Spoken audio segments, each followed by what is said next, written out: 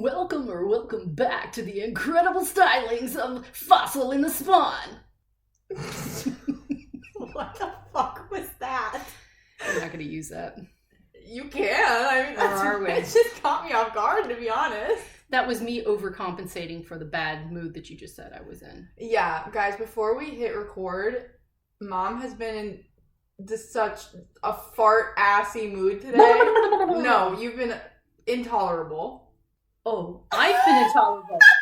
Allow me to say, Miss, I'm in finals week. No, I'm done, baby. I'm done. Yeah, you're done. And you know what? All that residue and tar of me tiptoeing it around on eggshells all week is now just going, it's coming out. I literally walked down the stairs and Mom, I don't know, what do I call you, Fossil? Was Mom Fossil. What do you normally call me? I do not call you You bitch. mumble it. But I walked down the stairs. I saw that Mom was emptying boxes. She was doing her thing where she was doing it really loudly, trying to signal that she was in a horrible mood. And it's what I do. I'm a noisemaker. And I said, what can I do to help you? And you literally went, and then stormed downstairs.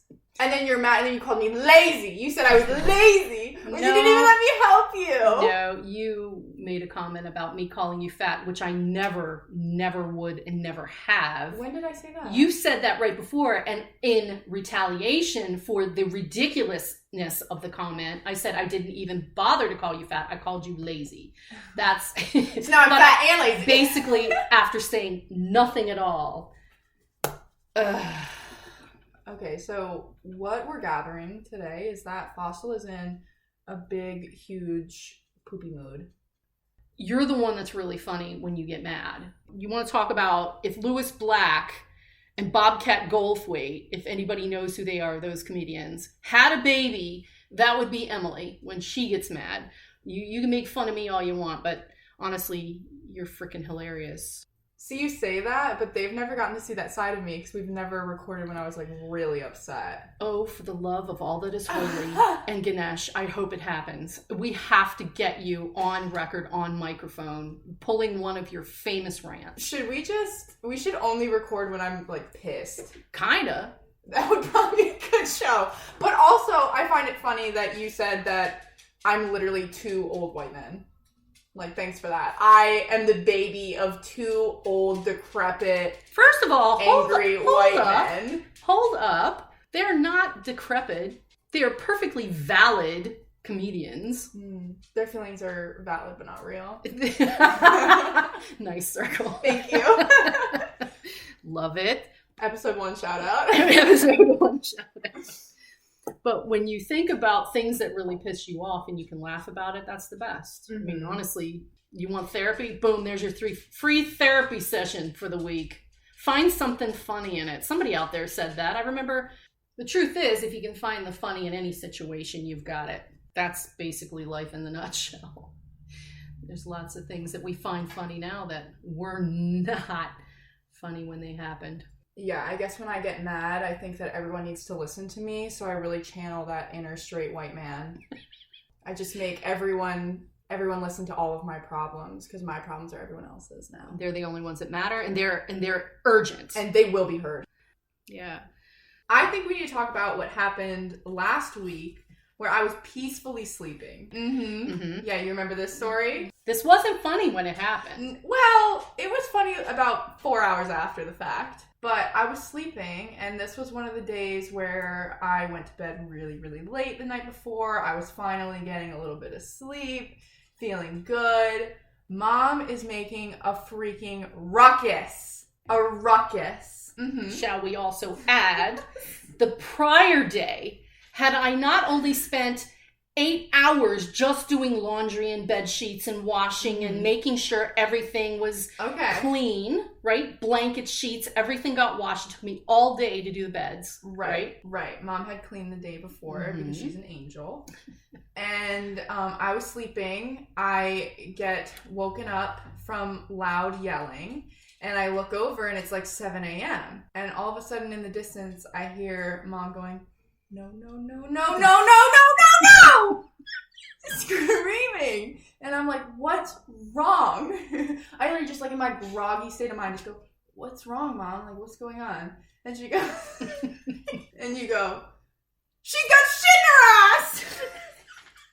All right, no. All right. It is 7 a.m. and I am being screamed at that the dog has shit in her ass. It wasn't just in her ass. It was hanging out of it. Like she had eaten something with a hair in it. Oh, it was dangling there. What did she eat? Getting ready to... My hair. Your hair, that 12-inch long thing, whatever. It doesn't not matter. Ooh, I'm 12 inches. I'm packing. Damn. Whatever it was, she was getting ready to jump up on that bed on my clean sheets with that dingle-dangle like there is cans hanging off of a wedding car. Okay? I let her off the light. She tore up the steps to the bedroom like a car with cans on a wedding day. Yeah. There was no way she was getting up on that bed. No. I would have had to burn the house. She was so close. There was no way to sterilize it after that. You just have to throw everything away. But yeah, we're at the point where every couple of days I'll just randomly, it will be dead silent, and I'll just look to Mom and go, she's got shit in her ass! Yeah. Wasn't so funny when it happened though, was it? No, you were upset. Yeah. Yeah, well, I guess you and I both tend to make each other, we end up laughing at each other's anger. That's true. Yeah, you've made me really, really mad in the past and then laughed in my face. Well, Mom has a thing where... it's pick on Mom day. Mm-hmm. It's, Fossil is just go away day. Fossil does this thing where whenever she's mad, she just struggles. I sputter. Yeah, you just struggle to say what you're actually thinking, kind of, I guess. No, I can't get it out fast enough. Yeah, I think that's more. And then it comes out completely wrong. I think one of our most infamous fights, we really don't fight that often. No. I should say that first. Like, we really do not fight, but when we do, it gets ugly, but also so freaking funny, like, looking back on it. I forget what we were fighting about this day. I don't even remember. I don't even remember either, but you were so upset with me. This is one of the moments where you were... You nicked at something inside of me, obviously, that I went straight to my lowest, I am nothing, you think I'm nothing, whatever that was. Yeah. Whatever that was. It wasn't your fault. I went to that place. Whatever I said triggered something. Yeah.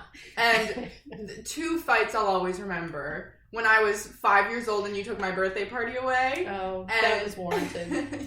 No, it was warranted. And this fight, even though I don't remember the context of it, we were fighting, screaming, whatever. And then Mom just looks at me and she goes... I couldn't get it out. I didn't know what to say, and I knew I just needed to say something. She was bright red. She looked like she was about to pop. Yeah. She was so angry. Yeah. And she just points her finger at me, gets all up in my face. I can't do it. She looks at me and she goes, "Fuck your ass." It's like, fuck your ass. There was that 1 second of dead silence, and then she started laughing, and then I realized how ridiculous of a response it was, and we both ended up laughing.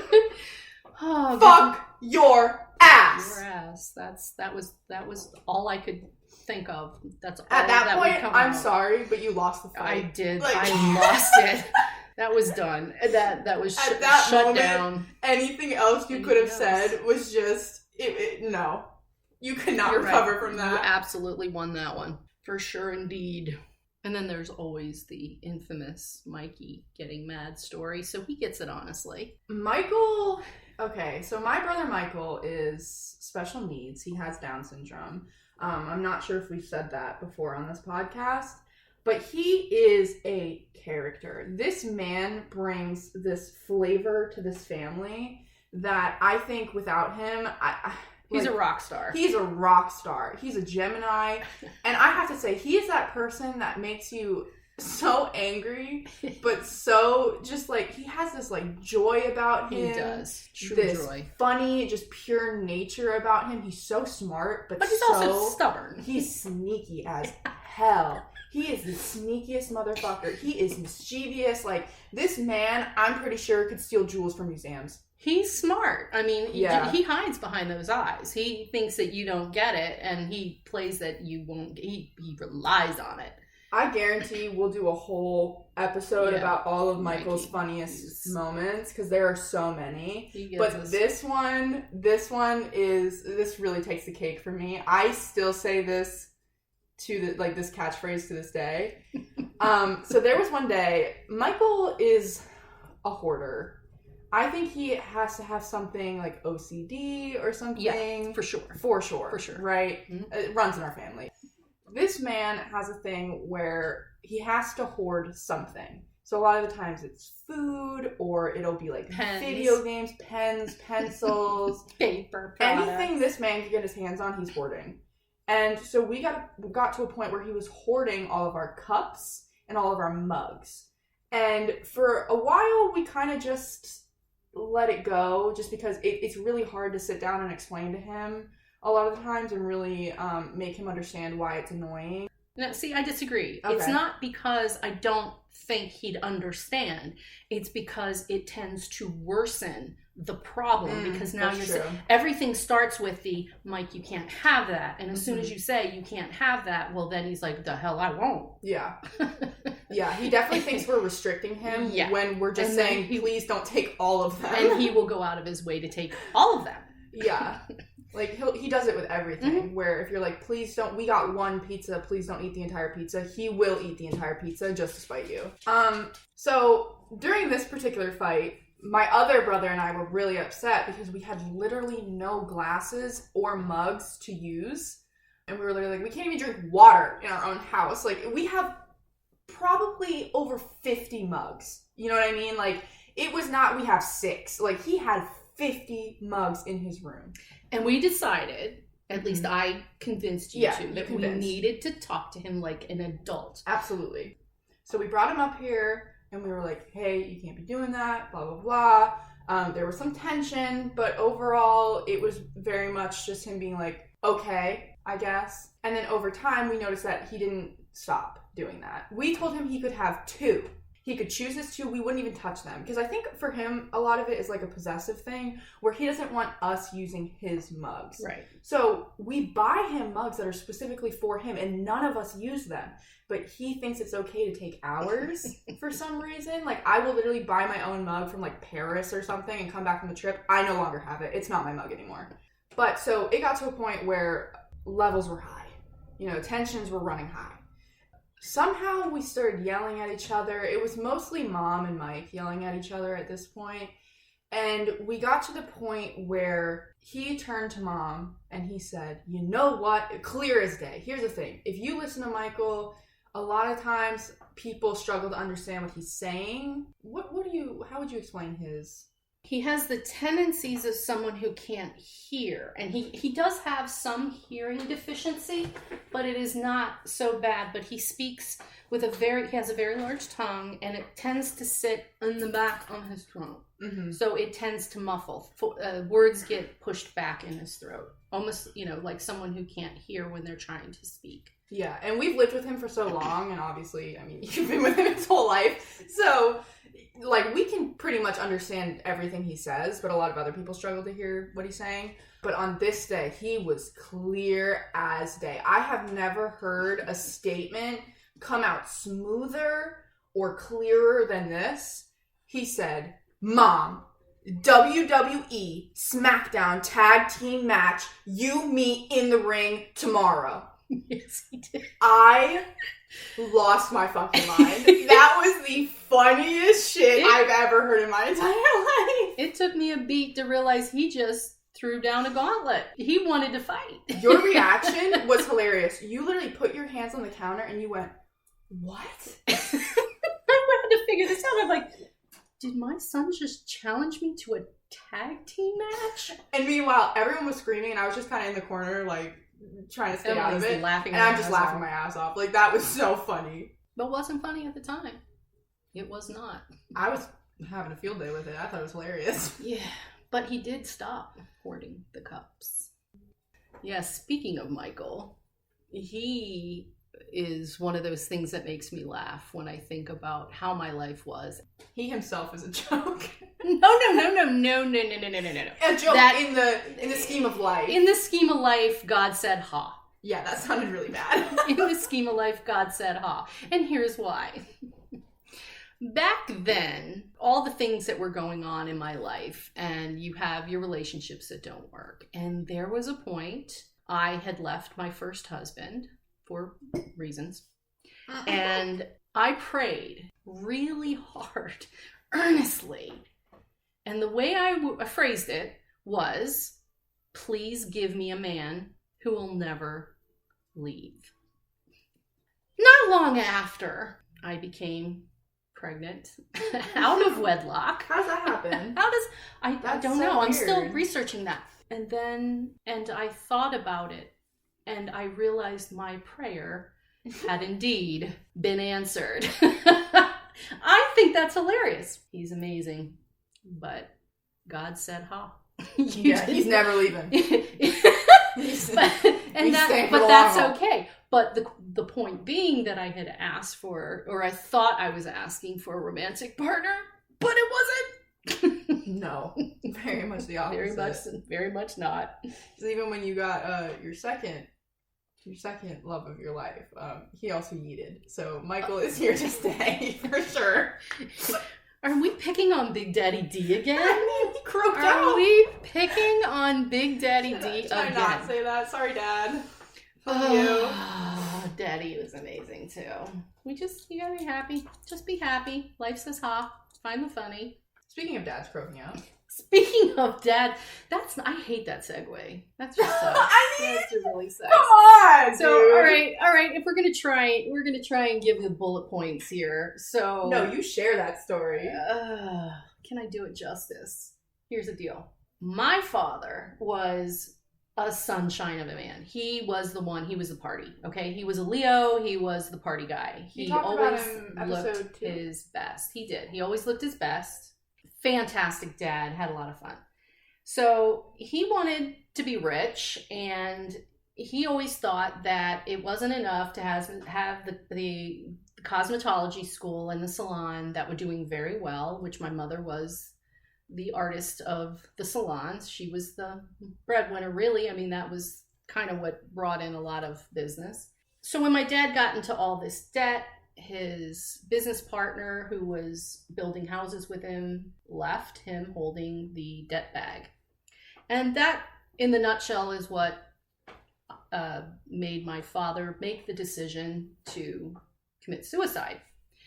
So because at that point my mother had had a stroke, I was living with them as a single parent. I promise this gets funny. They were losing their house. Okay, so they were at that point. That was another reason. I mean, it was financially, it was about as bottom as you can get. Yeah. So when Pop killed himself, we didn't have the money for a funeral or for cremation. None of us did. And we decided to give his body to the medical school. And they will then, in turn, after using it for medical use, they will then cremate for free and let you know when they're finished. And then you come pick up the remains. So that's what we did. So the joke, this is the first joke that came out of this, was that Bernie always wanted to go to medical school. The second one was when I got the call from the school saying his remains were ready, and Big Daddy D and I were dating, and he's like, I'm right here in the city. I will swing by and pick it up. When he walked in the door, he said, you won't believe this. Only Bernie, he kept saying, only Bernie, you will not believe this. He held up the bag. They had put the they put the little box of his ashes in a plastic grocery bag. And Bernie was in a bag that read, home of the world's best baked goods. Only my dad. That story is so funny, but so dark at the same time. I felt like it was a kiss from my father laughing at his own death. I think so too. I really do. To me, that was just one of those things where only Bernie would have ended up in a bag Yeah. of the world's best baked goods. Priceless, I say, priceless. The other thing that happened that wasn't so freaking funny, and I wish Grace was here to share this story.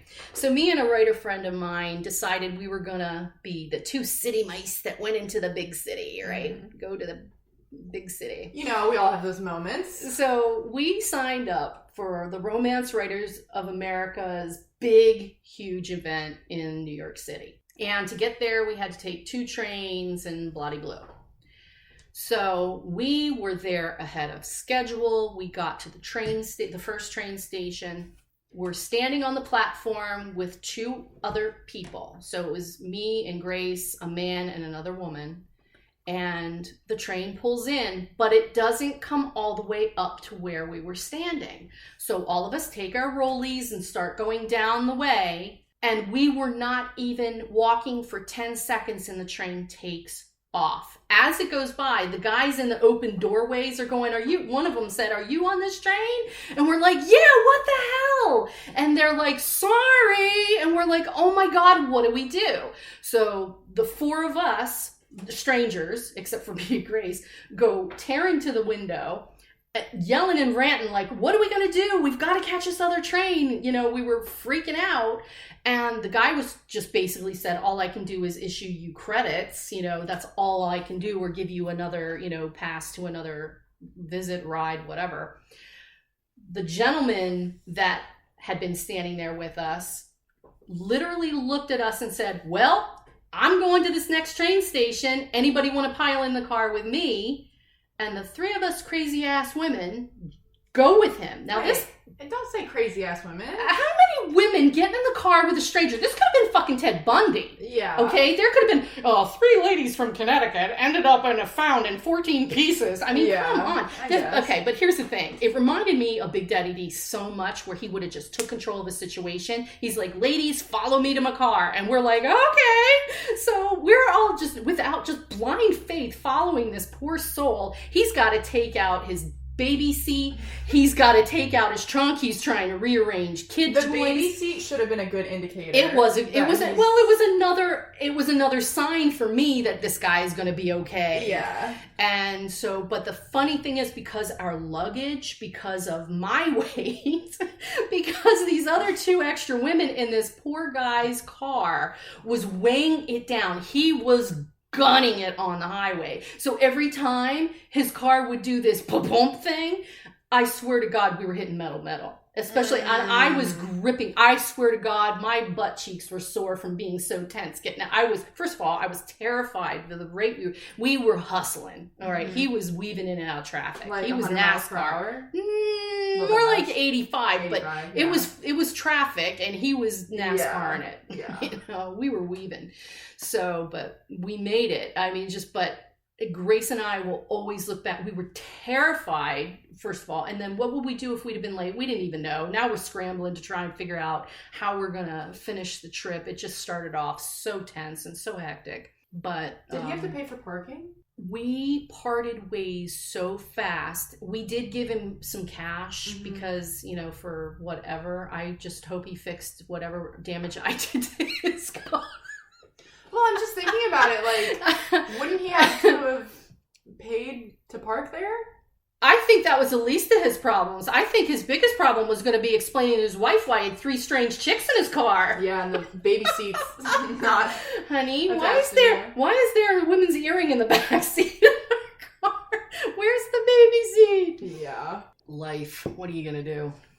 Another stupid thing, talking about your romance writers thing. Obviously, I didn't go, but it's sitting right here. That's what's reminding me of it. They give every writer these badges, so it says their name. You get to pick out of the bins what you are, so other people can acknowledge that you're in the same genre as them. Right. So, like, my mom chose first timer because she was a first time for being at any RWA big conference. At one of the big conferences. Yeah, she put steamy, plotter, paranormal, to kind of go off of like what she enjoys writing. But this is the part that got me. So when she got home and I saw the badge that they gave her, under her name, there's this pink like banner that they printed onto it already. It was pre-printed. And it's pink, it's in like big capital letters, and it says Pan. And I just kind of looked at it and I was like, hold on. Did she register herself as like pansexual at this conference? I was like, first of all, that's such a weird thing to like put onto your badge. Like, hi, I'm Angie McMahon, I'm pansexual. And then also, just, I was like, is this her coming out story? Like, I don't understand. But that is not what it meant. Mom, do you want to tell them what it actually means?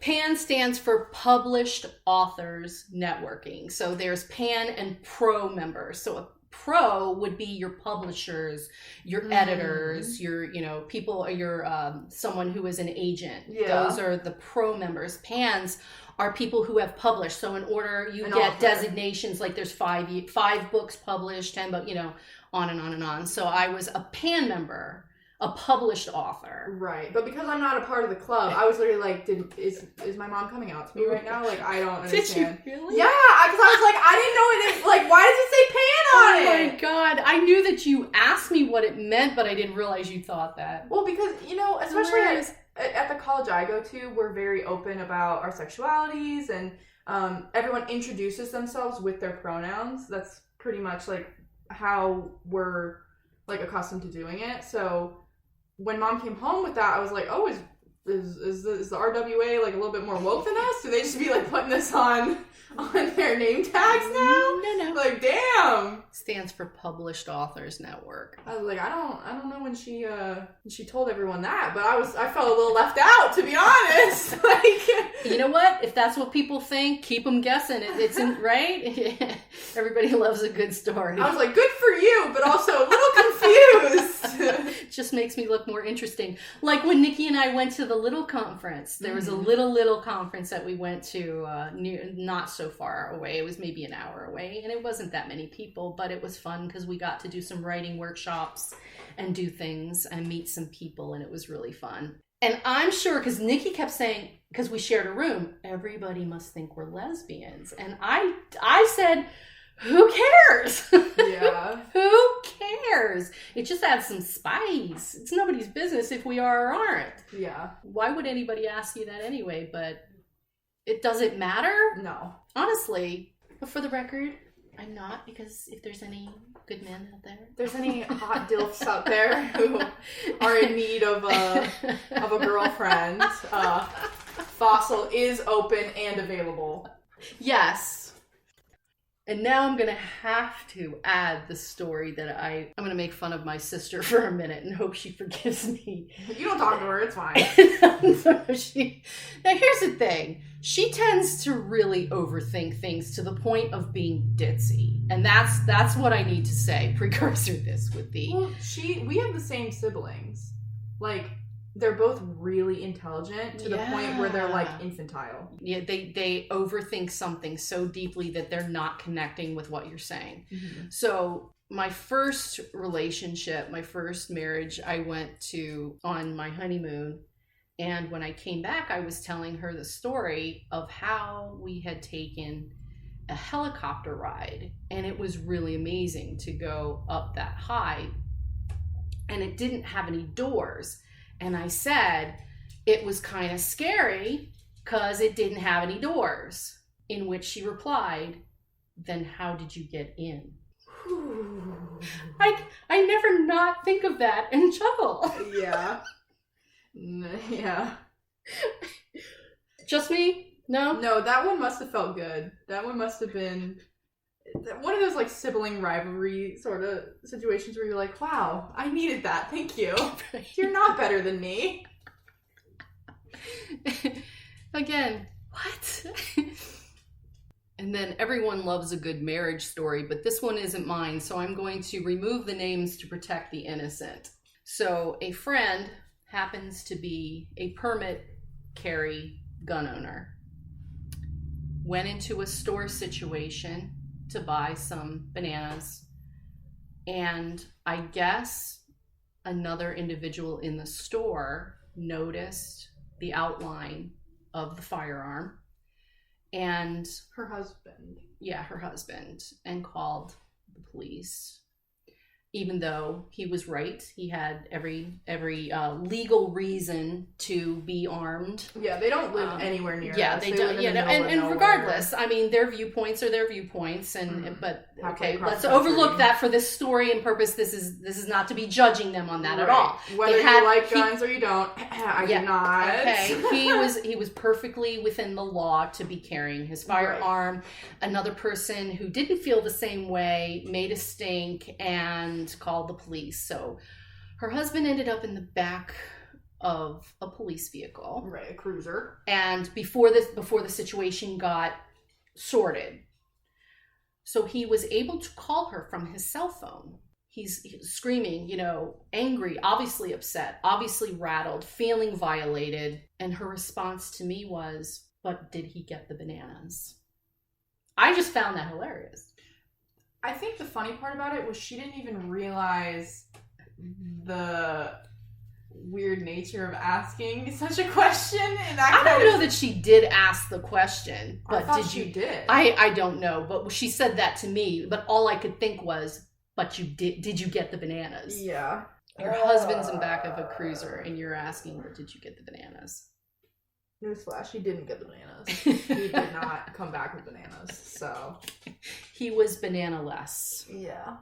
The only other story I could think of is trying to find the funny in every situation, going back to when my mom was in the nursing home. And I used to monkey trying to make her laugh, because that's just a fucking depressing life. Mm-hmm.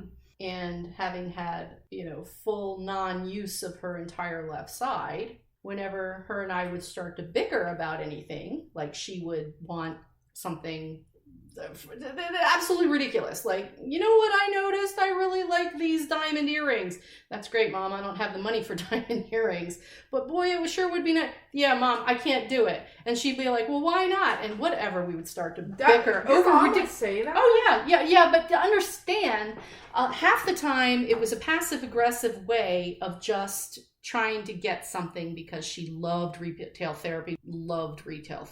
The woman had like 75 pairs of shoes, the Imelda Marcos of her day. It was crazy when I had to get rid of that stuff in the house. Really inconsiderate, though. Here's what's even worse. That, as inconsiderate as that might seem, which it really was harmlessly so, her brain wasn't fully functioning anymore. She had a serious stroke. Her entire left side was gone. So what I used to do was pick on her about her Jinglish, because she would only speak in half German, half English. But I would jump on her left side and go, ha ha ha, you can't hit me, you can't hit me. And what makes that even funnier is she used to. The two-fingered blitzkrieg, we called it. Yes. Right against the temple where it counts. Talk about ringing your bell. Do you feel comfortable talking about that? Since today that's literally considered as... I mean, it was always abuse, technically, but today hitting your child is certainly not okay. No, I hear what you're saying, but back then, no, I didn't like it. I would love to be able to go, I think it was complete and utter abuse, and there are probably people who will say that now, but honestly, that was so common then. Does it make it right? I don't know. Was I smart-mouthing? Yes, I was. So when I would say something she didn't like, she took two fingers stretched out and smacked me across my temple. Did it hurt? I mean, it rang your bell, but it got my attention. Should she have done it? No. Did she pop me against the mouth when I smart-mouthed her? Yes, she did. Is that abuse? I don't know. Honestly, again, it's like, wasn't I an alcoholic? It's like you're going to defend what you were used to because you don't see it that way. So did I hit you? I didn't hit you. No. So, I mean, honestly, I don't know how to answer that. Am I even in a place to answer that? I mean, I got spanked when I was little a few times. Once. I spanked. You once? Dad a few times. Well, I must not have been home for that. No, remember that? Okay. I mean, this is like such a stupid story. Yeah. But, I don't know if it was Christmas or someone's birthday. I don't remember what it was, but someone got like this basketball hoop type gift. For like the back of a door sort of thing. That was Michael's. Yeah, probably. And Dad was assembling it. And I don't know what happened, but I like tripped or I threw a ball and it like shocked him because it hit the thing when he was working on it. He got stunned. He like jumped a little bit and he got so angry so quickly. And I was like, oh, I'm so sorry. Like, you know, because I didn't like mean to do it, obviously. And he just looked at me and he smacked me so hard on my butt. And I just remember instantly crying and like running upstairs. Like, no, I didn't. That was not a good I think day. I remember that incident, and I said to him that was unwarranted because it was an accident, and his soldier came out. Yeah, that was that instant reaction. Got to react right away. I seem to remember that too. Well, what really bothered me about it was because I looked at him and I went, "Oh, I'm like," because I was like young. I was like, I don't know, like 4 or 5, and I went, "Oh, I'm so sorry." Yeah, and then he just looked at me and just hit me. Yeah, he whacked out at you. Yeah, that was not good. Not good. That's not a good situation. Well, that's because he was acting as more immature than you were. Yeah. It was an oopsie. Exactly. Parents are not perfect. I don't know. That wasn't that funny, but that's not funny. And I don't know that there was a funny in that. No, that was not funny. That I definitely look back at that and was like, why did he do that? Because he was reacting to his strike instinct. I know, but I just like that. I didn't deserve that whatsoever. No, you didn't. And he knew that. Yeah, but I think I yelled at him after. I think what also bothered me though is because I didn't see your reaction to it because he instantly was like, "Go to your room." Yeah, you took off, and I was standing there going, "What do I do?" Because I didn't want to undermine him in front of you. Yeah, I didn't see your reaction to it. I think that's what bothered me more because I was like, "No one stood up for me." But I did. I didn't see you. I did. Up for me. I remember going, "Are you 5?" Well, I was. I was 5. Parents being mean, not funny. Bad parenting, not funny. Being an alcoholic, not funny. Sometimes. No. You told me originally when I first started drinking, you're like, Mom, you're always so happy when you're drinking. So when Mom first started dabbling with alcoholic beverages, I was probably like 9, 10 ish. And you would have it to relax and to unwind from the day. And you would do it when you're happy and everyone Daddy was alive. Dad was alive. Yeah, times were good. At the age of 14, that took a drastic turn. No. Like, alcohol can be good and have its moments, but no. Good times. Sure. Yeah. Again, it got dark really fast. Now it's uncomfortable. Everyone's like, wait, go back to the funny times and don't want to hear about your problems. I really don't care that much. What are you doing, jazz beats now? What happened to, you were clapping before and you'd be ugly, except now it would be unhappy, No, don't be unhappy. Fix yourself, right. Yeah, fix your damn self. My mom also has this tendency whenever I don't know if it's like a bored thing or a not feeling needed thing, she goes online and she goes, Emily, pick a dog. And I go, Mom, I don't think we need another dog. We have plenty. And she goes, no, but look at them. And then I'm like, okay. Because I can't say no to a dog. They're adorable. And apparently neither can I. and so I'm like, oh, well, this one's kind of cute. And then she's like, okay. Next thing I know, she put in an adoption request. And then we have another dog. So, yay! So this happened the past few months. I think this is the universe telling us that we don't need another dog. Yeah, I agree. To be honest. I agree. But yeah, a few months ago, Mom was like, we need a little dog. We need to get another one. And I was like, I didn't feel comfortable with it, to be honest. We were not ready for another one. And she put in a few requests and all of them came back and they said, oh, you have to have a fenced-in yard, or you have to have this, or you can't have other dogs. Which is not true. I don't believe that's true. Our dogs don't run away. Because they have it so goddamn good here. Literally, they do not try and run. They do not. But either way, it didn't end up working out. And I was kind of relieved that it didn't work out. But then a few days ago, oh my God, just for like fun, I guess, we went on Pet Finder to look at dogs. And I saw literally my dream dog. And I know that sounds bad because every dog is amazing. I love our dog so much. But if I could put, like, breed and appearance-wise what my favorite dog was, it was this miniature pincer that was on there that was perfection. And what made me uncomfortable about it, though, was I'm leaving soon to, like, move and start your life on the left coast. Start my life a little bit.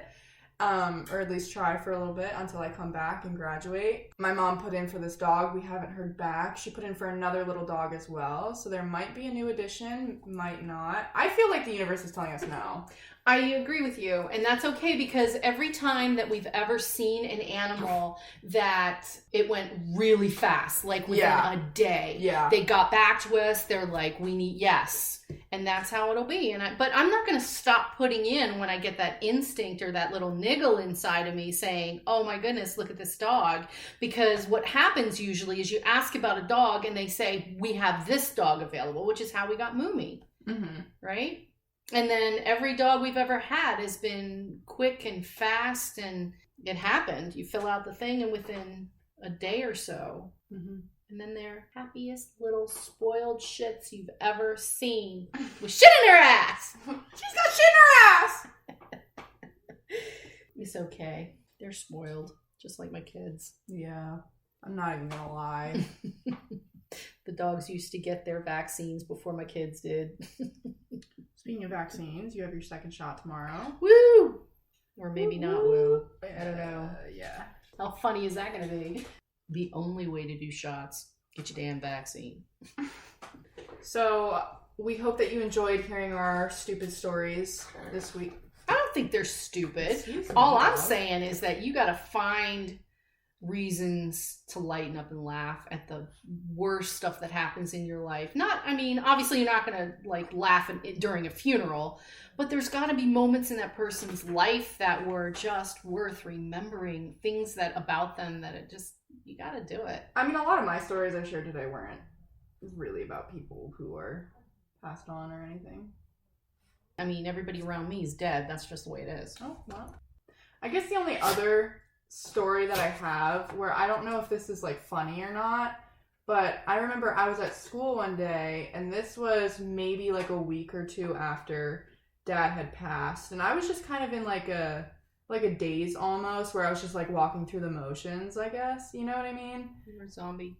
I wasn't a zombie because I was avoiding talking or accepting what happened, I guess. You know, I was just going on with life as usual. But it didn't feel right, you know? Right. Looking back, it felt weird. And I remember one girl had found out and she came up to me and she said, Emily, I'm so sorry for your loss. I know exactly what you're going through. And I was like, thanks. Like, that means a lot, right? She goes, yeah, my cat died. I remember this. 2 years ago. I remember this story, you know, and the sad thing is, in truth, they're trying to connect with you on a loving level. Yeah. But it certainly doesn't feel that way. I know exactly how you feel that your dad died. My cat died 2 years ago. Yeah, it was a moment for sure. Right. Honestly, I thought it was hilarious. Yeah. I kind of was just like, thanks. But then walked away and laughed. That is tragically funny. Yeah.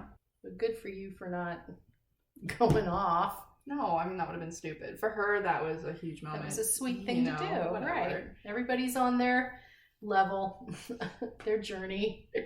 But yeah, we hope you guys enjoyed listening. If you didn't, sorry. I'd like to know if anybody out there has stories. Contact us. Let them know what your story is. If you've got a funny one. If you have any dark, funny stories, we love them. Share it with us.